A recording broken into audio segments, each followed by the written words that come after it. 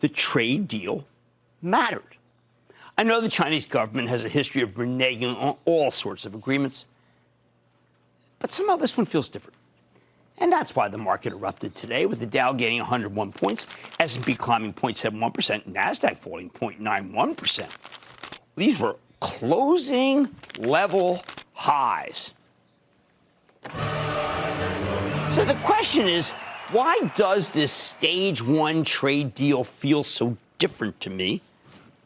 And I've been a skeptic, you know that.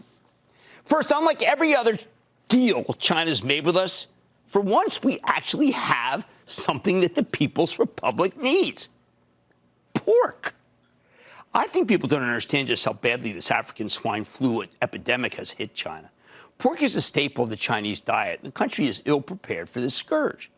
They've lost more than half of their hogs to this disease in 2019. Unchecked, it could be even worse next year because most of China's livestock lives in something called backyard farms. Contrast that with the United States, where we have factory farming with extreme biosecurity. Neither you nor I can actually visit a farm, a hog farm in America. We're considered to be big bio risks, so we're not allowed in. Trucks that go in need to be hosed down. It's really like dealing with the Andromeda strain, not meat, because it's airborne. Now, China has enough frozen pork to tide its people over for a while, and they do have some government-run farms with better biosecurity, but not great. Unlike grains or soybeans, the United States is the only country with enough pork production to actually meet China's needs. We've got the upper hand, people. Food cost inflation is a real problem in the PRC. Remember that the Tiananmen Square protests, they started as food riots. You'll hear the so-called experts talk about the Chinese Communist Party as though it's totally unassailable. But skyrocketing food prices are poison, even to authoritarian regimes. Of course, China can drag out its pork purchases, but time is really not on their side because other countries' herds are being decimated too, and they all want our pork. Long story short, they have every reason to follow through this time with the proposed agricultural purchases. Not buying our pork would hurt them a lot more than it hurts us.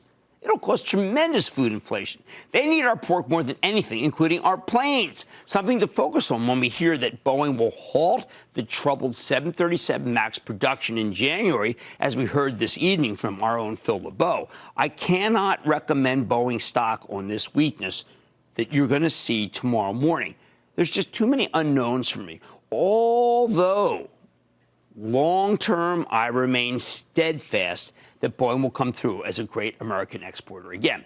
The second reason this trade deal has teeth, there's a harsh enforcement mechanism that wasn't talked about at all, both Sunday or today, not once. Do you know that President Trump agreed to cut the last round of tariffs in half and postpone the ones that were supposed to go into effect over the weekend? But if China doesn't follow through, those tariffs will come right back to life in a couple of months. Remember Ronald Reagan's trust but verify attitude toward the Soviet Union? I think this trade deal works the same way. Why are people not talking about how they're going to come right back if the Chinese fool around this time? What else makes the trade deal different? President Trump's tariffs have sparked an exodus of companies moving their manufacturing capacity from China to just about anywhere else. The Chinese want that exodus to stop.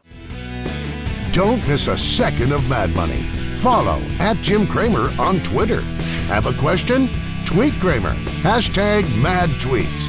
Send Jim an email to madmoney@cnbc.com or give us a call at 1-800-743-CNBC. Miss something? Head to madmoney.cnbc.com.